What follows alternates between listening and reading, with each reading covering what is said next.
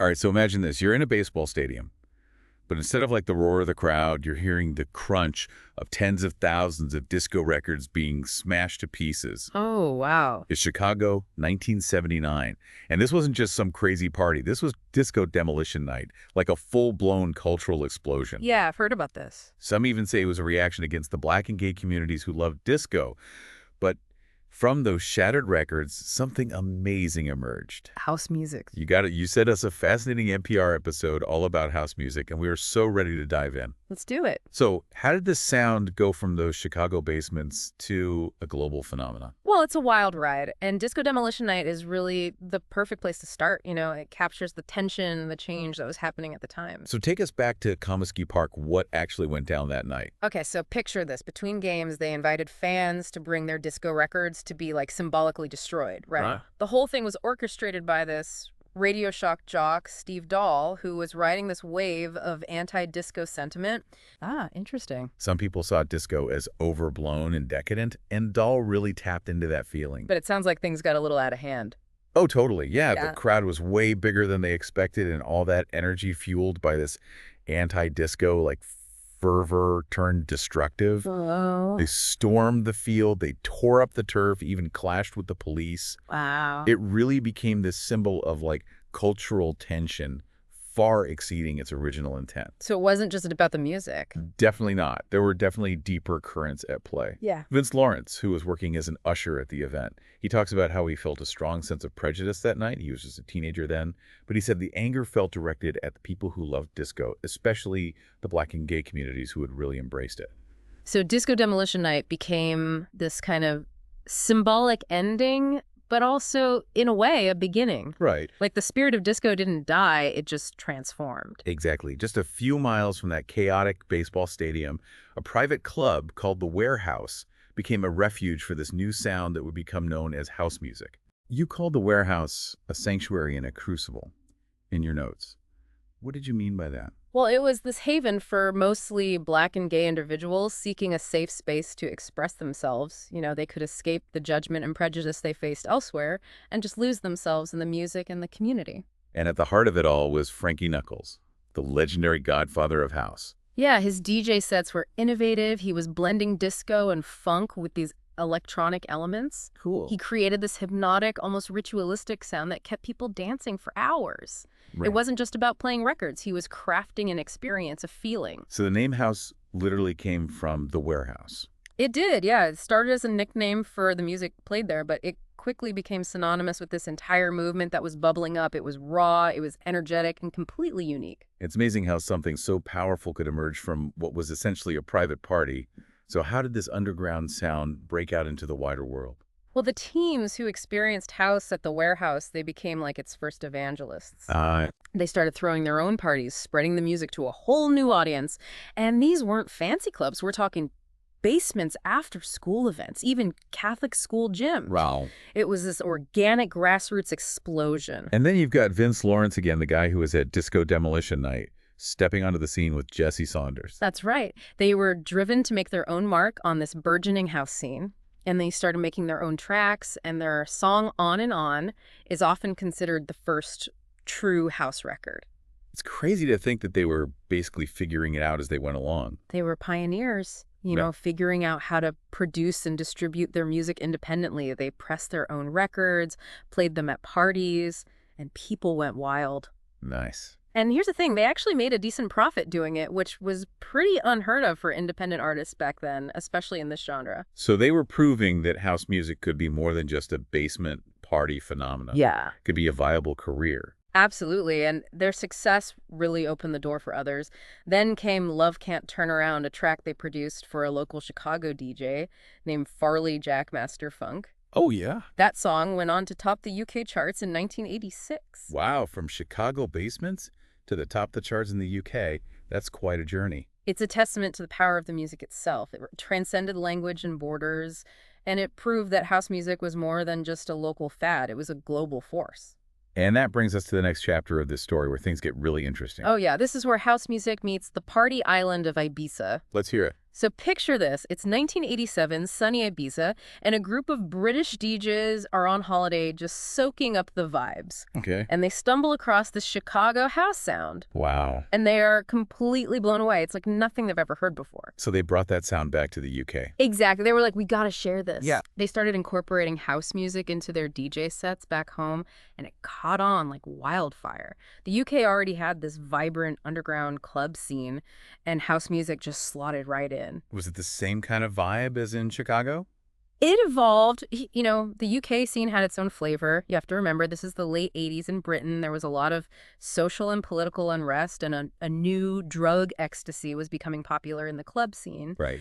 This all mixed together to create what became known as the acid house movement. Acid house, that sounds pretty intense. It was high energy, psychedelic, fueled by this desire to just lose yourself in the music. And the music was often faster with more hypnotic and repetitive elements. It was all about letting go and feeling connected to everyone on the dance floor. And this was all happening under Margaret Thatcher's conservative government. Right. So you had this youth culture that was pushing back against the status quo. You know, it was a rebellion against the prevailing conservatism, a search for freedom and expression through music and community. And it culminated in what's often called the UK's Second Summer of Love in 1988. Yeah, I've seen pictures of these massive raves happening around this time. Thousands of people dancing in fields and warehouses. Yeah. One event that really captured the spirit of this movement was the Castle Morton Common Festival in 1989. Okay. It was a free rave that lasted for a whole week with tens of thousands of people gathering to celebrate music, community, and freedom. It was a powerful symbol of youthful rebellion. Sounds amazing. Yeah. But I'm guessing not everyone was thrilled about this new movement. You're right, there was a huge backlash. The media whipped up a moral panic about rave culture and house music, linking it to drug use and social unrest. Oh, wow. The government responded with a series of laws specifically targeting these events. The police were given broad powers to shut down raves, and organizers faced hefty fines and even imprisonment. It's ironic, isn't it? This music that was born from a need for freedom and expression was being demonized and restricted. It's a pattern we see often throughout history when a subculture challenges the established order. It tends to provoke a reaction from those in power. Right. They try to control it often through fear and legislation. So while house music was exploding in the UK, facing both adoration and opposition, what was happening back in the US, had it caught on there yet? It was a bit of a strange situation. By the mid-1990s, major record labels in the U.S. started to notice the success of electronic music in Europe. Oh, really? Yeah, they saw dollar signs, basically. So they wanted to cash in on this new sound. Exactly. But here's the thing. They often missed the point. Artists like the Chemical Brothers, Daft Punk, and Fatboy Slim were breaking into the mainstream, bringing electronic music to a wider audience. But this commercial success came with a cost. It often erased the Black origins of house music. So you're saying the music achieved mainstream popularity, but its history and its roots were being overlooked. It's complicated. Some of these artists did pay homage to their influences, but a lot of the mainstream audience was oblivious to the fact that this music they were dancing to had been born in Black queer spaces in Chicago just a decade earlier. It's almost like house music was being reclaimed, but with a crucial part of its story missing. That's a good way to put it. The focus shifted to the sound, the spectacle, the experience, and the people who pioneered it were often left out of the narrative. It's something we need to be mindful of as we trace the evolution of this music. Which brings us to the EDM explosion, the massive global phenomenon we see today. Is that a direct descendant of house music? You could say it's the next chapter in the evolution, though. Some would say it's more of a commercialization of those original ideas. You know, it's those mega festival superstar DJs, that very specific sound and experience that's become synonymous with EDM. And you mentioned in your notes the lack of diversity in the EDM industry, which is ironic considering its roots. It's a real problem. The genre owes so much to the creativity and innovation of Black artists, but you don't see that reflected in the faces we often see representing EDM today. It's a reminder that progress isn't always a straight line, and we have to actively work to make sure those original voices and stories aren't forgotten. So where does that leave house music today? Did it just fade away, or is its spirit still alive? Oh, it's still alive and kicking. You know, it may not be as commercially dominant as EDM, but its soul is still burning bright, especially in Chicago, where it all began. There's a real movement happening there to preserve its history and celebrate its roots. You mentioned someone named Lauren Lowry in your notes. What's her connection to all this? Lauren Lowry is like a guardian of house music history.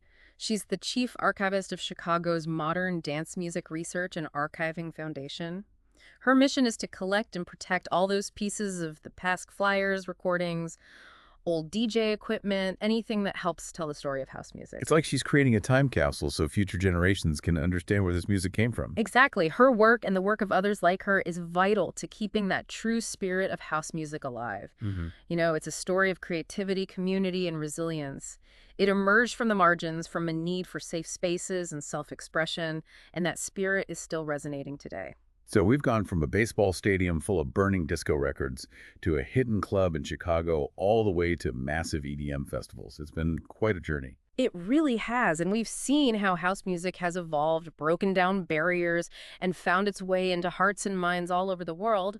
But we've also seen how its history has been overlooked or even erased at times, and how important it is to acknowledge and celebrate the people who created it. What do you think is the most important takeaway from all of this? Why should we care about the history of house music? For me, it's about recognizing that music is more than just sounds. It's a reflection of culture, of history, of the human desire to connect and express ourselves. House music's story reminds us that even from destruction and division, something powerful and beautiful can emerge. It's also a reminder to stay curious and to dig deeper into the things we love.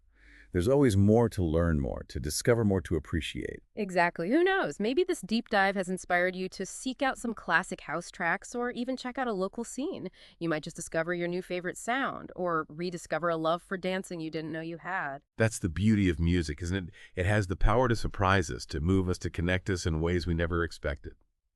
Thanks for taking this deep dive with us. We'll be back soon to explore another unexpected corner of the world and uncover the hidden stories behind the things we think we know. Until then, keep exploring, keep listening, and keep dancing.